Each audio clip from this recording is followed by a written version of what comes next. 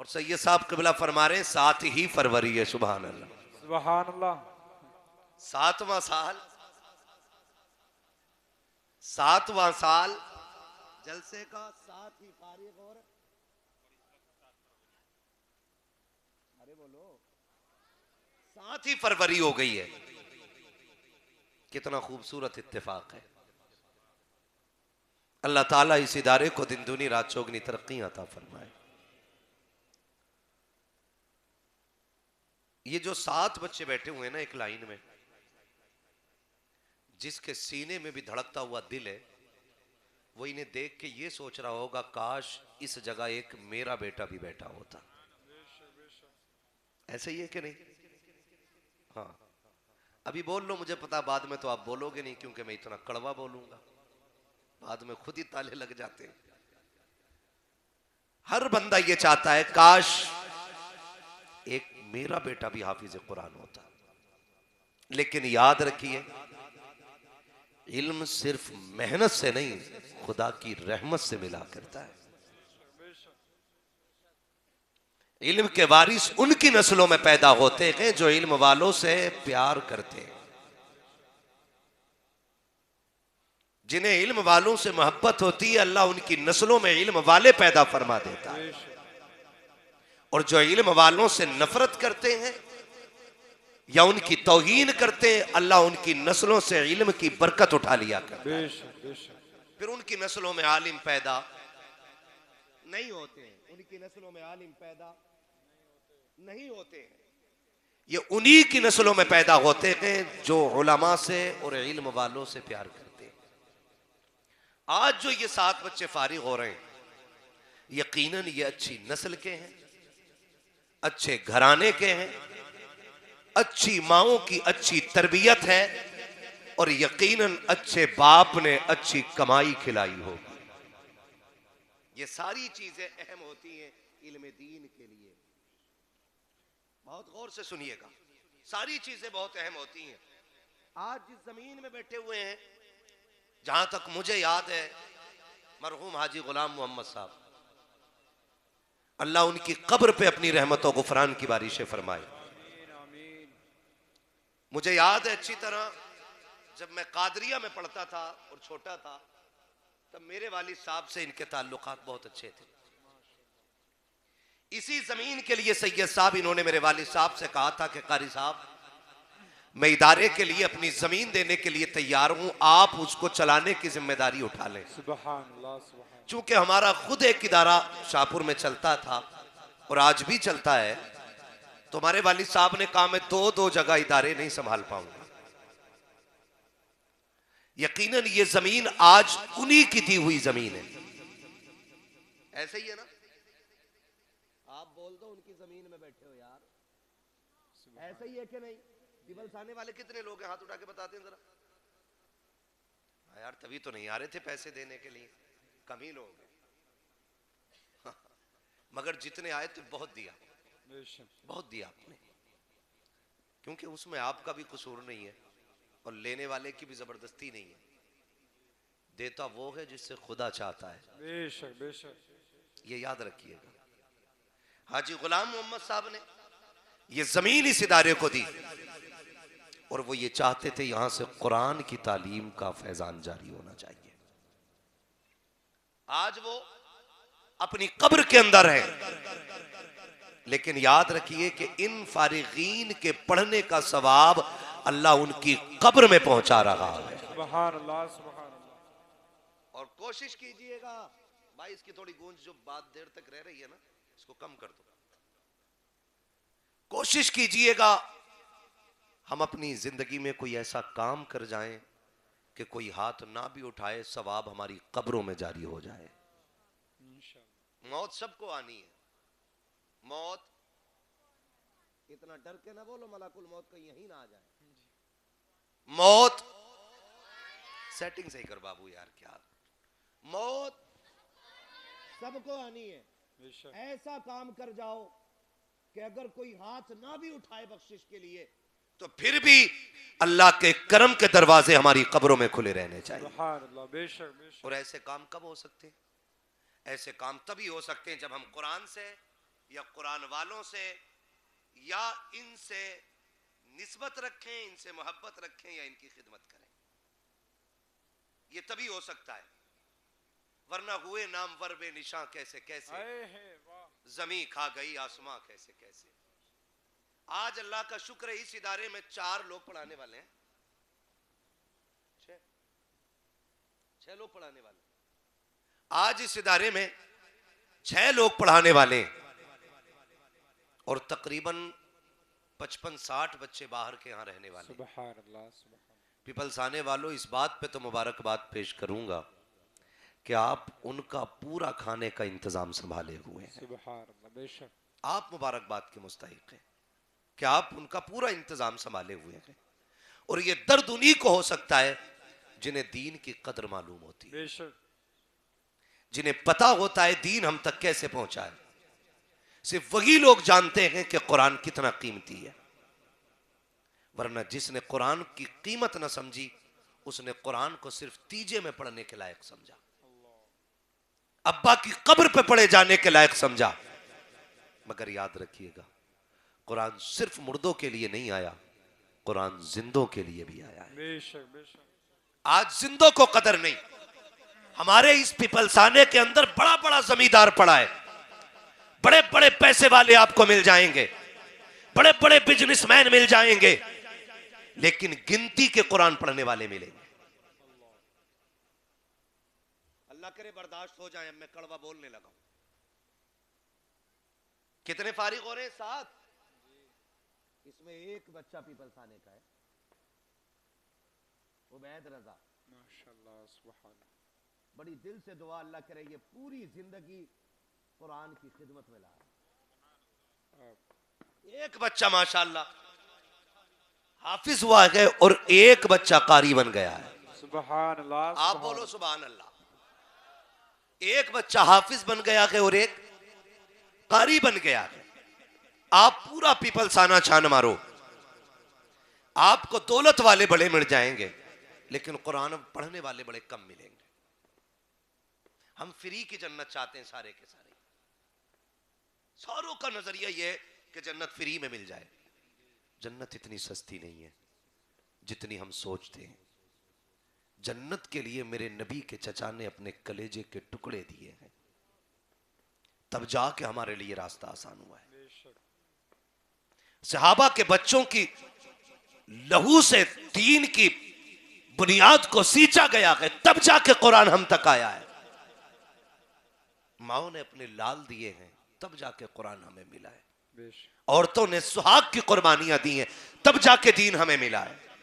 हमने तो ये सोचा मुसलमान के घर में पैदा हो गए, और सैयद साहब ने कान में अजान पढ़ के कहा मुबारक हो मुसलमान है, तो बस हमने समझा काफ़ी हो गया, टोपी लगाओ गोश्त खा लो, इतना की काफ़ी है इस्लाम के लिए। नहीं मेरे अजीज, शहादत गहे उल्फत में कदम रखना है। लोग आसान समझते हैं मुसलमान होना, बड़ी कुर्बानियां दीन के लिए देनी पड़ती है।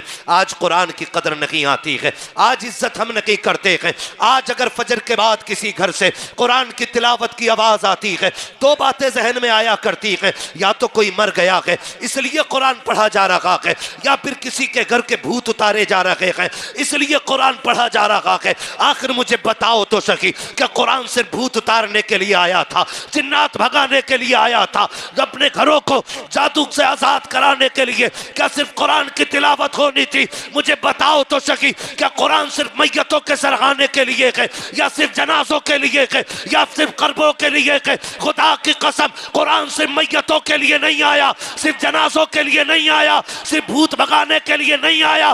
कुरान जिंदगी देने के लिए आया है, हयात दस्तूर हयात देने के लिए आया है। खुदा के वास्ते कुरान के इतने आदी हो जाओ कि जब सुबह उठा करो तब भी कुरान पढ़ा करो, और जब सोया करो तब भी कुरान की तिलावत किया। नारे तकबीर, नारे रिसालत, मसलके आला हजरत, उलमाए अहले सुन्नत, हजरत अल्लामा मौलाना मुफ्ती अहमद रजा साहब किबला। मैं ये समझता हूँ, सुने कान खोल के, सच्चा साथी सिर्फ कुरान है। सच्चा साथी सिर्फ कुरान है। बड़े बड़े जिगरी यार मिट्टी डालने तक है, उसके बाद कोई नहीं।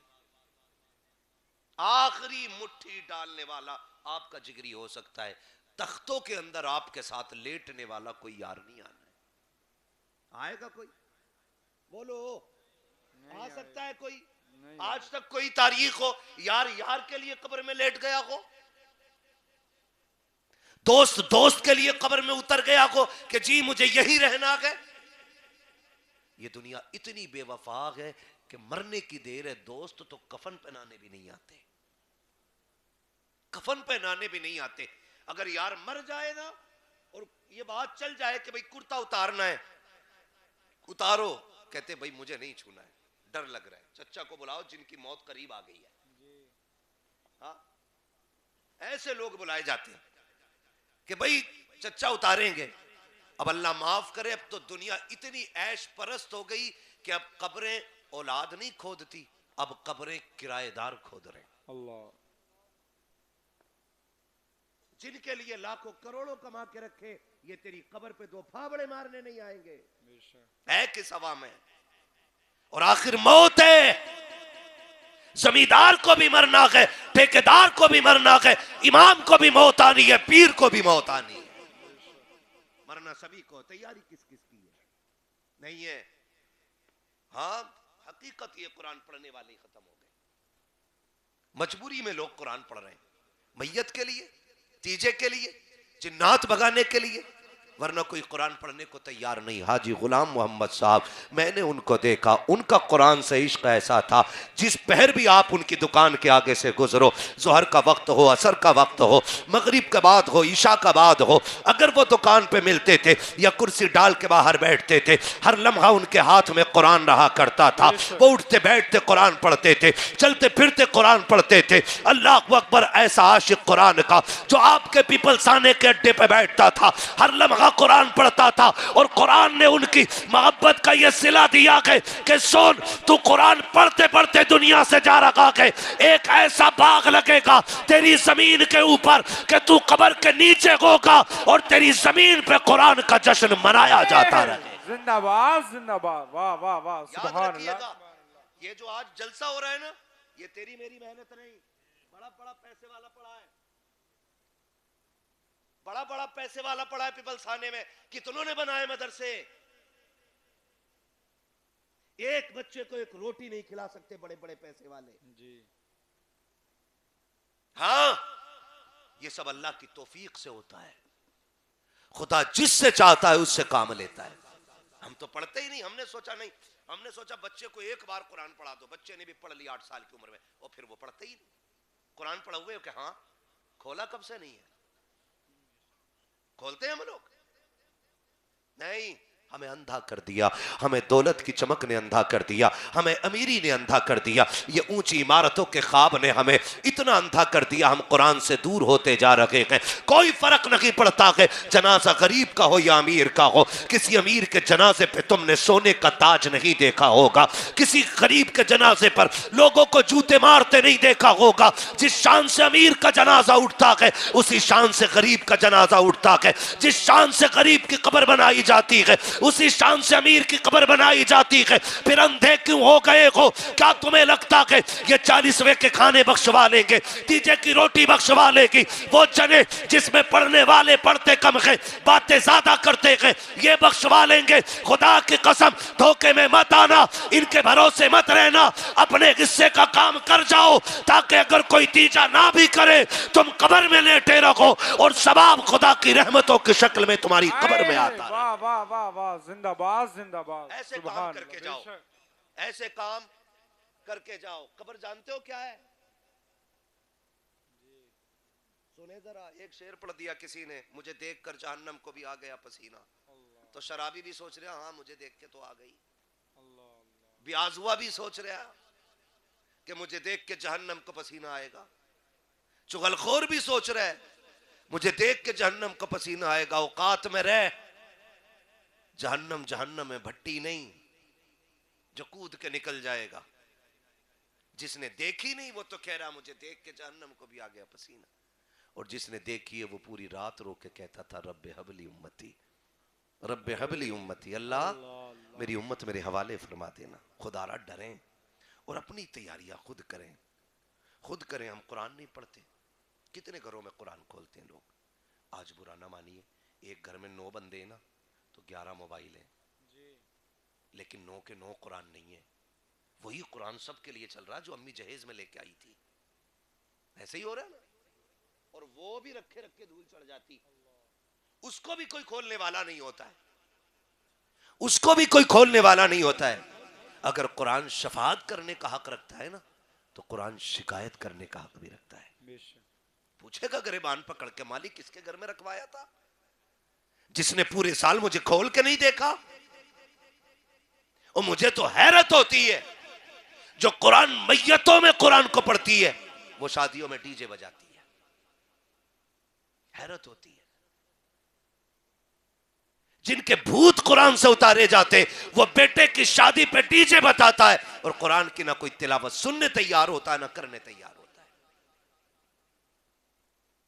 आज हमारे घरों की कंडीशन ये है और यही वजह है कि नस्लें बेगैरत पैदा हो रही हैं।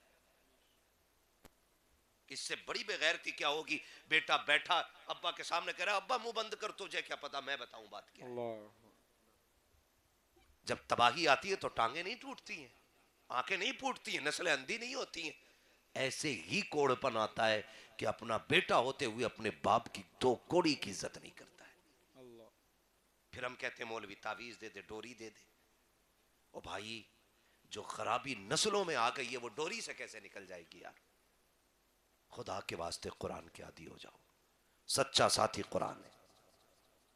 हुजूर की हदीस पाक है, हजरत उबादा बिन सामित रजी अल्लाह तआला अन्हु, आप फरमाते हैं कि अल्लाह के रसूल ने इरशाद फरमाया, जब बंदे का इंतकाल होता है ना और उसको नहला धुला के कफन पहना दिया जाता है तो जब जनाजा उठने लगता तो कुरान उसके कफन और सीने के बीच में आके छुप जाता है। जो कुरान की तिलावत का आदी होता है, कहां आके? कफन और सीने के बीच में आके छुप जाता है। जनाजा कंधों पर था, कुरान सीने पे रखा हुआ है। जनाजे को लोग लेके चलते रहे, कुरान सीने और कफन के बीच में छुपा हुआ है। फिर ला करके नमाज जनाजा पढ़ी जाती है। कुरान अब भी मरने वाले के सीने और कफन के बीच में रखा हुआ है, कब्र में उतारा जाता है। कुरान फिर भी मरने वाले के सीने और जनाजे सीने के और कफन के बीच में रखा होता है। कुरान सीने के और कफन के बीच में आखिरी तख्ता लगा दिया जाता है। जैसी तख्ता लगा करके मिट्टी डाल के अपने लौट आते हैं, फिर कुरान उसके सीने से निकल के बाहर आता है और उसके चेहरे से कफन खोल के कहता है, परेशान ना हो, मैं तेरा साथ देने के लिए आ गया हूँ। इतने में अल्लाह के हिसाब वाले फरिश्ते आ जाते हैं।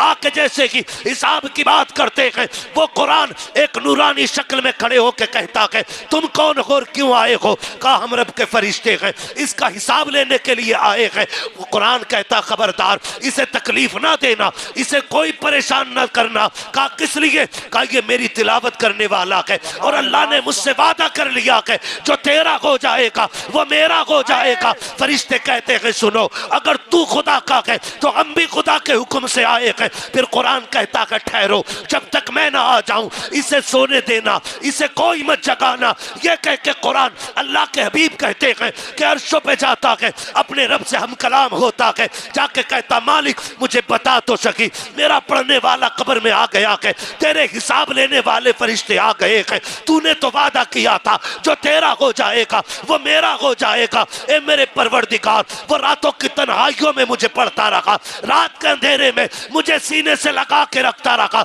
अब कब्र के अंधेरे में आ गया है। अब मेरी जिम्मेदारी है कि मैं उसका साथ दूं खड़े होकर। मेरे मालिक बता तो सकी, तेरे फरिश्ते आ गए हैं, वो मेरा चाहने वाला, वो मेरा मानने वाला। ए मेरे परवरदिगार, उससे हिसाब के फरिश्तों को वापस बुला ले। अल्लाह से बात करके जब कुरान वापस आता है, आकर के देखता है तो कोई फरिश्ता वहां नहीं होता है। वो पूछता है, कहां चले गए? उठा करके कुरान वाले से कहता है, तुझे परेशान तो नहीं किया? वो कहता है, नहीं नहीं, तुझे लटकाया तो नहीं, कहा नगी नगी। कहता ठहर जा। फरमाया अल्लाह के हबीब ने थोड़ी देर होती है, फिर जब वो पूछता कि बंदा यार तू बता दे, सगा भाई तो छोड़ के चला गया, बाप ने मिट्टी डाल दी है, तू कौन है जो कब्र में आ गया है? वो कहता ये न पूछ मैं कौन हूं, ऊपर निगाह उठा के देख, जब मरने वाला कुरान का कारी, कुरान से प्यार करने वाला नजर उठा के देखता है, हजारों फरिश्तों की जमात नजर आती है, वो इसकी कब्र में उतरती है,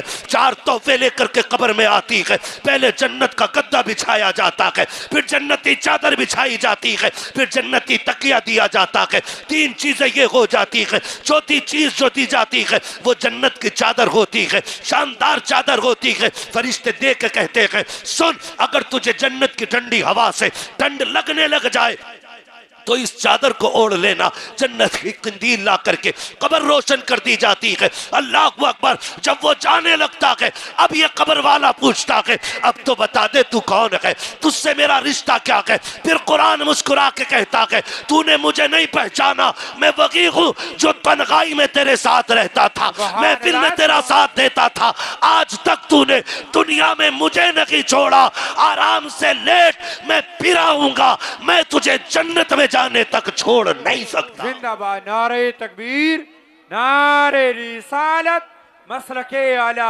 हजरत, जिंदाबाद जिंदाबाद। अल्लाह अकबर। ये कुरान पढ़ने के आदि खुदा के वास्ते जरूरी नहीं है हाफिज पढ़ेगा तब ये फजीलत हासिल होगी। आप देख के कुरान पढ़ें, सुबह उठ के सूरह यासीन शरीफ की तिलावत किया करो, सोने से पहले सूरह मुल्क पढ़ा करो। सूरह मुल्क पढ़ेंगे इंशाअल्लाह, इंशाअल्लाह आदी हो जाओ। अगर आप पढ़ना ना भी जानते हो ना तो कुरान वो किताब है जिसे छूना भी इबादत है। बोलो सुभान अल्लाह। जिसे देखना भी इबादत, जिसे चूमना भी इबादत, जिसे आंखों से लगाना भी इबादत है। अगर हम नहीं जानते पढ़ना तो कम से कम पाक साफ होकर के सुबह अपने कुरान को चूमें, उसको देखें, यही सोच के देखें कि हम उन कलिमात को देख रहे हैं जो रब ने महबूब के सीने पे नाज़िल फरमाए। सुभान अल्लाह। यही सोच के देख लिया, कुरान को देख लिया करें ताकि अल्लाह हमारी दुनिया भी बेहतर कर दे और आखिरत भी बेहतर कर दे। याद रखिएगा कुरान सबसे बड़ी दौलत है। अगर हमें ये नहीं आता तो कुछ नहीं आता है, सीधी बात। अगर ये नहीं आता तो कुछ नहीं आता है। और याद रखो जब हम अपने कुरान ही को नहीं सीखेंगे तो क्या सीखेंगे? मुझे तो हैरत होती है, लोग रिजल्ट दिखाते ला के, देखो मेरा बेटा 97% नंबर लाया इंग्लिश के पेपर में, 98 नंबर है, 98% नंबर है मैथ के पेपर में, है ना। तो ये सारी चीजें हम दिखा के तुम्हारे बेटे को कुरान आता है कि नहीं? वो नहीं आता है।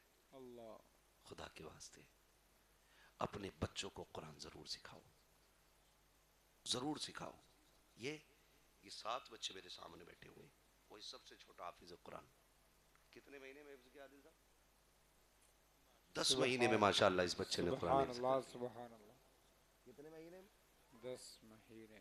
बोल दोगे ठंड ना लग रही हो तो, मैं ज्यादा वक्त नहीं लूंगा। कितने महीने में? 10 महीने में कुरान हिफ्ज़ किया इस बच्चे ने। ये कुरान का मौजज़ा नहीं तो और क्या है।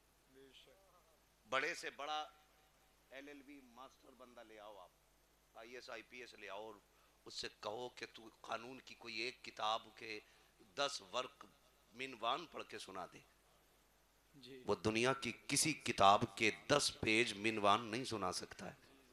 और हम कुरान के लिए उबैद रजा को दारुल उलूम गुलामाने मुस्तफ़ा से लेके आते हैं। ये 10 आयतें या 10 पेज नहीं, ये पूरा कुरान ज़बानी सुनाने की ताकत। सुभान अल्लाह, सुभान अल्लाह। बेशक वो अब्बा बड़े नसीब वाले होंगे जिनका ये बेटा है, और ये नहीं, ये सारे बेटे जिनके, बड़े नसीबों वाले वो बाप है जिन्होंने आखिरत का इंतजाम कर लिया है। मैं जानता हूं बड़े बड़े करोड़पति लोग जायदाद छोड़ के गए और औलाद ने उनकी जायदाद पर डांस किया, उनकी बख्शिश के रास्ते नहीं खोले। अब्बा मर जाता है ना, अक्सर औलाद जायदाद पे ऐसे बैठ जाती है जैसे माले गनीमत मिला है। अल्लाह, माले गनीमत की तरह लोग कब्जा कर लेते। अपने हाथ से कुछ ना कुछ कर जाओ। हाजी गुलाम मोहम्मद साहब इतना कुरान पढ़ते थे, रोजाना 1 मंजिल तिलावत करते थे सुभान अल्लाह, और 7 दिन में पूरा कुरान मुकम्मल कर लेते। सुभान अल्लाह, सुभान ये बात इसलिए नहीं बता रहा हूं कि उनकी शान बयान हो, उन्होंने तो इज्जत पाली रब की बारगाह में। अब उनका जिक्र ना भी हो तो फर्क नहीं पड़ता है, इसलिए बता रहा हूं ताकि हमें और आपको कुरान पढ़ने का शौक पैदा हो जाए। यही हाजी गुलाम मोहम्मद साहब हैं। सुने जरा, आज बंदा झूठ सच बोल रहा है, अमीर बनने के लिए हराम इकट्ठा कर रहा है। यही हाजी गुलाम मोहम्मद साहब हैं। इन्होंने मेरे सामने मेरे वालिद से कहा था, कारी साहब कर्जा बहुत हो गया, बहुत परेशान हूं, मैं बहुत परेशान हूं, दिक्कत बहुत है, कर्जा बहुत है।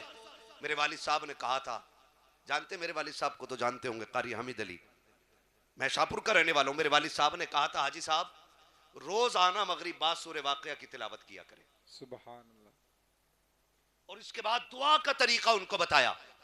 मैंने खुद देखा 2-3 साल के अंदर अल्लाह ने फिर उनको इतना नवाजा कि मद्दे के दौर में मेरे सामने उन्होंने 2 लाख से ऊपर तो ज़कात के पैसे निकाले थे। सुभान अल्लाह, सुभान अल्लाह। अकीदा भी ऐसा होना चाहिए। जी बेशक, क्या नहीं है कुरान में, सब कुछ है, लेकिन जब बंदा चढ़ जाए हराम खाने पे तो फिर कुरान बरकतें नहीं देता है। आज भी गारंटी है, जाओ, जो अमल उनका था वो अमल आप अपना लो, अल्लाह इतना रिस्क देगा कि नस्लों का गुजारा हो जाएगा। आज अल्लाह का शुक्र है, जब वो छोड़ के गए तो कितना छोड़ के गए होंगे। हम तो ये देख रहे हैं कि ये जमीन इतनी मदरसे के लिए कितनी होगी, लगभग ये 1.25 बीघे के करीब जमीन है, सुभान अल्लाह, ये सारी मदरसे के लिए दी है। और उनके भतीजे बता रहे थे, आइंदा इंशाअल्लाह तालीम में और भी इजाफा करने की कोशिश है। माशाअल्लाह, हम चाहते हैं कि तालीम का मयार यहाँ तखस्सुस तक हो जाए। सुभान अल्लाह, मैंने कहा जमीन कितनी है, कहा ये 1.25 बीघे, जरूरत पड़ी तो और भी आगे को बीघों में खरीद सुभान लेंगे। अल्लाह, सुभान अल्लाह, बेशक, अल्लाह ताला इस इदारे को दिन दूनी रात चौगनी तरक्की आमीन और आमीन। बरकतें अता फरमाए। अभी ऐलान कर रहे थे हारून भाई, तो कोई उठने को तैयार नहीं, सोच रहे थे यार बताओ अगर मैंने पैसे दे दिए ना तो भाई मेरा कल को बोटी कहाँ से आनी है, जी है ना। गोश्त महंगा हो गया, वो सारा मदरसों से ही कटेगा, है ना। ये बंदा सोचता ख्याल करता है कि भाई ये कल का क्या होना है। हम अल्लाह पे भरोसा करके ना इधर का ख्याल करें, रब हमारी नस्लों का इंतजाम फरमा देता है, कभी मत सोचा करो। और आज ना 40वें से ज्यादा कोई याद ही नहीं रखता है। 40वें तक बड़ी चहल पहल है, अब्बा की कब्र पे जा भी रहा, फूल भी डाल लिया, जैसी 40वां खत्म, अब्बा खत्म। फिर बरसी में आ गए या शब कदर में या शब बारात में, कह रहे मुफ्ती साहब तुम तो थे जनाज में, कहा अब्बा किधर दफन हुए थे। अल्लाह, अब अब्बा बताओ खो गया इसका। इस औलाद के लिए हराम हलाल कमाते हैं हम, जी जिसे बाप की कब्र का निशान भी मालूम ना रह जाए। अल्लाह, कह रहे अब्बा किधर दफन हुए थे, इन्होंने कहा यार थे तो यहीं, तो कुछ नहीं। फिर ये हमारी औलाद ना हमारे बाप की कब्रों के निशान भूल जाती है, अल्लाह, बाप के कब्रों के निशान। अब्बाओं से गुजारिश करूंगा, असल ताल्लुक हमारा आखिरत से। किस चीज से भाई, सारे बोलो, आखिरत से। इंतजाम आखिरत का कीजिएगा, कोशिश कीजिए कब्रें ठंडी हो जाएं, कब्रें ठंडी हो जाएं, उसमें जहन्नम का गढ़ा न बनाया जाए, उसमें राहत का सामान बने। इसलिए आपसे गुजारिश है, ये इदारा है, मैं तो इसका फर्ज देख रहा हूं, है ना, और इदारे का रंग रोगन भी देख रहा हूं। सच बता रहा हूं, आज हारून भाई ऐलान कर रहे थे, मेरे जहन में बात घूम रही थी कि अगर आज हाजी साहब होते ना तो किसी के आगे हाथ फैलाने की जरूरत ही नहीं पड़ती। वो जीते भी मदरसे के लिए और मरते भी मदरसे के लिए। आज इतनी बड़ी अमानत हमें दे गए, हमारी जिम्मेदारी बनती है कि हम इस इदारे को जितना उन्होंने हमें दिया उससे कहीं ज्यादा आगे बढ़ा के इंशाअल्लाह इसमें तालीम को आगे किया जाएगा। बेशक बेशक, करेंगे इंशाअल्लाह।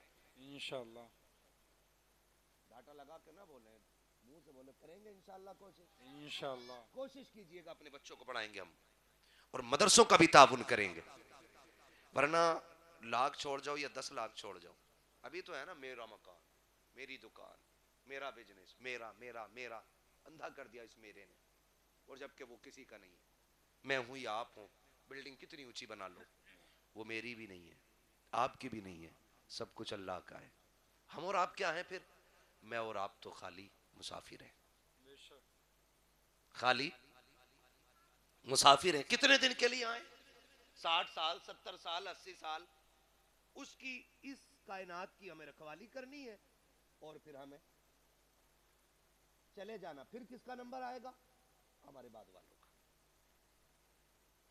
यकीन ना हो तो देखो, जिस मकान में आप रह रहे हो ना, जिस पे आज आपके नाम की तख्ती लगी है, आपसे पहले आपके बाप की लगी थी, उनसे पहले उनके बाप की थी, उनसे पहले उनके बाप के नाम की थी, और तुम्हारे बाद तुम्हारी औलाद की, फिर उसकी औलाद की, फिर उसकी औलाद की।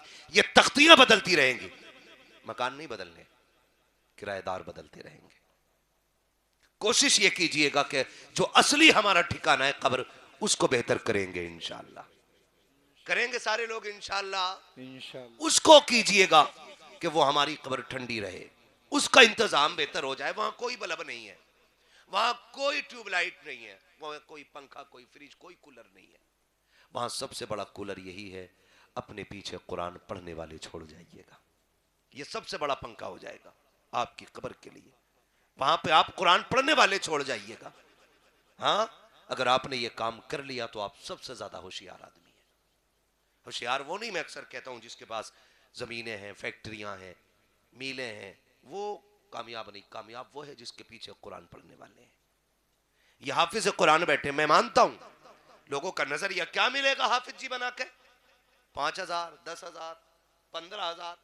मैं कसम खा के कहता हूं, इन्हें रुपए तो कम मिल सकते हैं, लेकिन इज्जत इन्हें सबसे ज्यादा मिला करती है। बेशक बेशक। ऐसे ही है कि नहीं भाई? इज्जत इन्हें सबसे ज्यादा मिला करती है, सबसे ज्यादा इज्जत इनको मिलती है। पूछो, एयरपोर्ट पे जाते, जहां कुर्ता टोपी वाला बैठा होता, वहां करवट में कोई आके भी नहीं बैठता है। हाँ, करवट में भी कोई नहीं बैठता है। आप कितने भी पैसे वाले हो जाओ, क्लीन शेव हो, शूट बूट में हो, कंडक्टर कहता हटिए जरा इधर को। बस का कंडक्टर कह देता, जिसके कपड़े कई जगह से फटे होते, हटना जरा इधर को। और आप अगर चेहरा सिर्फ इल्म वाला वाला बना लो ना, उलमा वाला सुभान अल्लाह। चेहरा सिर्फ, तो आप अगर छोटे भी हैं ना, तो कुछ भी नहीं कहेगा तो मुल्ला जी जरूर कह देता है। बेशक। ऐसे ही होता है कि नहीं भाई? तो अल्लाह ने इसमें इज्जतें बड़ी रखी है।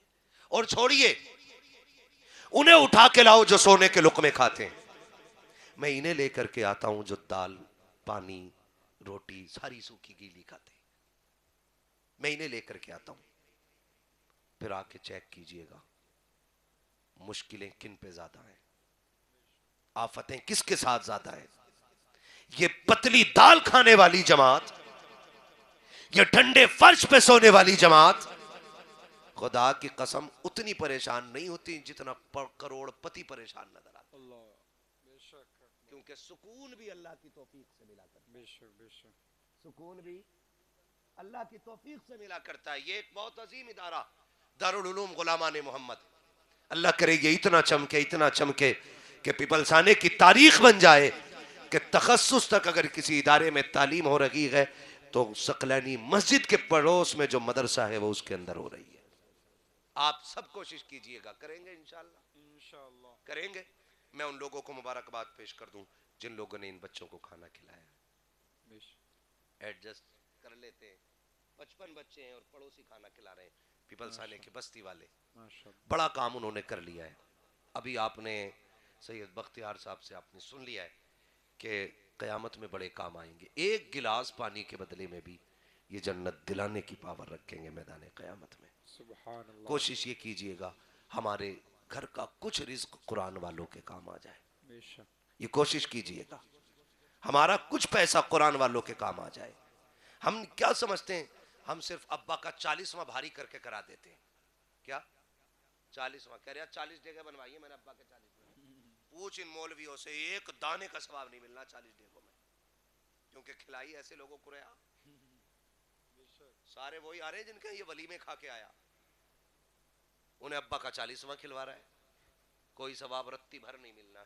वो मसला के आला हजरत में तो इसकी इजाजत ही नहीं, बेशक। मैयत की रोटी दावत करके खिलाने की, और हमने सबसे ज्यादा फायदा इसी में ही उठाया, मसला के आला हजरत का। बरेली वाले हैं, कीजिए, मैं बिरयानी जरूर बनेगी। 40वें में 4 भगोने बनने, कुछ नहीं होना है। इधर मरने वाले के वारिसों पे कर्जा चढ़ता है, उधर कब्र में वो करवटें बदलता। मौज आती है ठलवों की, जी जो बोटी के लिए लड़ जाते हैं मैयत की रोटी में भी। अल्लाह। मत आइए इनके धोखे में, बंद करो ये इतने फालतू के खर्चे कि गरीब आदमी टेंशन में आ रहा मरने से पहले। मर गया तो बिरयानी किधर से बनेगी यार? 40वें का खर्चा कौन उठाएगा? मुझ पे तो आईसीयू का पहले ही 50,000 का बिल कर्जा हो गया है। वो डर रहा है, लेकिन हम नहीं।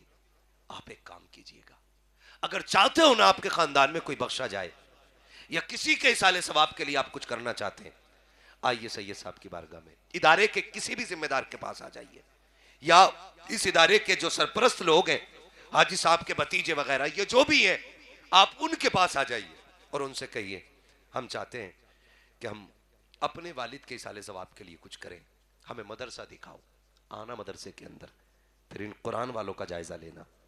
इनमें कोई भी ना करोड़पति का बेटा नहीं होगा, इनमें एक भी अरबपति का बेटा नहीं होगा, इनमें कोई भी सरकारी मुलाजिम का बेटा नहीं होगा, इनमें एक भी आईएएस आईपीएस का बेटा नहीं होगा, इनमें एक भी एमबीबीएस का बेटा नहीं होगा, क्योंकि अमीर दुनिया को चाटते हैं और गरीब कुरान की तरफ भागा करते हैं। सुभान अल्लाह, बेशक। गारंटी के साथ कह रहा हूं मैं, इनमें अक्सर गरीबों के बच्चे होंगे, गरीबों के बच्चे अक्सर कुरान की तरफ आते हैं।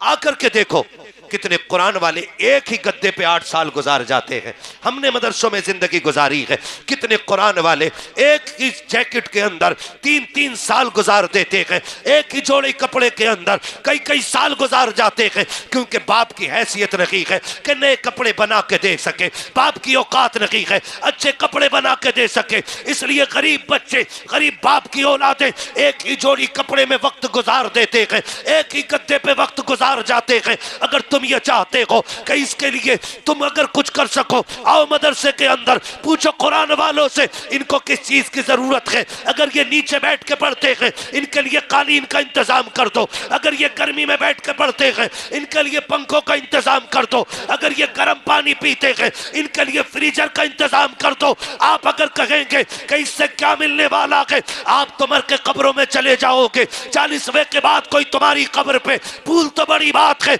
मिट्टी चढ़ाने वाला नहीं आएगा, हाथ उठाने तो बड़ी बात है, कोई तुम्हारा नाम लेने वाला नहीं होगा। अगर तुमने कुरान वालों के लिए यहाँ पंखे लगवा दिए, अगर फ्रिज का इंतजाम करा दिया, इनके लिए बैठने के लिए फर्श का इंतजाम करा दिया, तुम कब्रों में होगे। मौसम गर्मी का आएगा, इनको पसीना आएगा, इनको गर्मी लगेगी, ये कुरान लेकर के पंखे के नीचे बैठेंगे, तेरा दिया हुआ पंखा एक चक्कर लगाएगा, ठंडी हवा उतर के इनके सीने से लगेगी, इधर हवा से इनका सीना ठंडा होगा।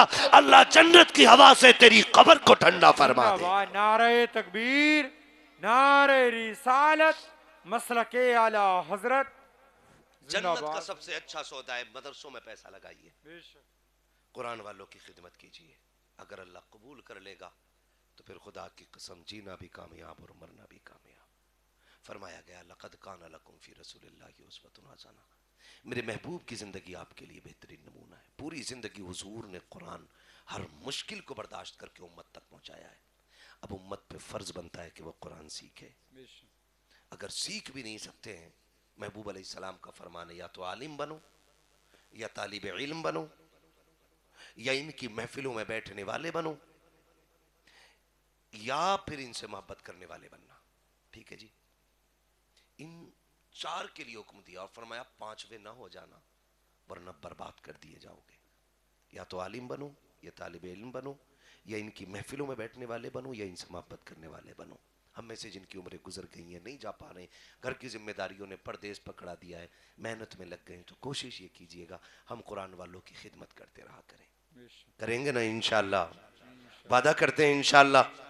हाँ जी, आज ये जितने फारिग हुए अल्लाह ताला इनकी दुनिया भी रोशन फरमाए, आखिरत भी रोशन फरमाए, और खुदा करे कि ये दीन के इतने बड़े आलिम बने कि ये जिस जगह से गुजर जाएं वहाँ इल्म के चश्मे जारी हो जाएं।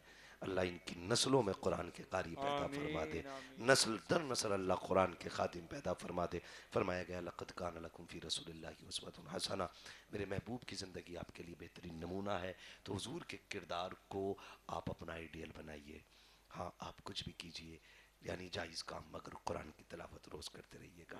कुरान को वजीफ़ा बना लो, उठते बैठते कुरान पढ़ा करो, सूरे मुल्क की सोते वक्त तिलावत किया करो, सुबह उठते ही सूरे यासीन की तिलावत किया करो, आपको कर्जा लेने की ज़रूरत नहीं पड़ेगी। फरमाया गया जो सुबह सूरे यासीन पढ़ लेता है ना, फिर ये होता है कि शाम तक उसके सारे काम अल्लाह के ज़िम्मे करम में हो जाया करते हैं। सुभान अल्लाह, सुभान इसलिए रोज़ कुरान पढ़िएगा। अल्लाह हमें कुरान से मोहब्बत करने वाला बनाए, कुरान की खिदमत करने वाला बनाए, कुरान से प्यार करने वाला बनाए, हमें कुरान पढ़ने वाला बनाए, कुरान सुनने वाला बनाए। बस जो हुए गलत उनको माफ़ फरमाए रब्बे कायनात। ज़िंदगी ने दिया साथ, फिर होगी मुलाकात, चमन रहा फूल खिलेंगे, ज़िंदगी रही फिर मिलेंगे। सारे लोग कलमा शरीफ पढ़ लीजिए, ला इलाहा, और ज़ोर से ला इलाहा। इल्लल्लाह। अगर ज़ोर से नहीं पढ़ोगे मैं फिर तकरीर शुरू कर दूंगा। कलमा शरीफ जोर से पढ़ो, ला इलाहा इल्लल्लाहु मुहम्मदुर रसूलुल्लाह, अस्तगफिरुल्लाह रब्बी मिन कुल्लि ज़ंबि व अतूबु इलैहि व मा अलैना इल्लल बलाग। अस्सलामु अलैकुम व रहमतुल्लाहि व बरकातुहू।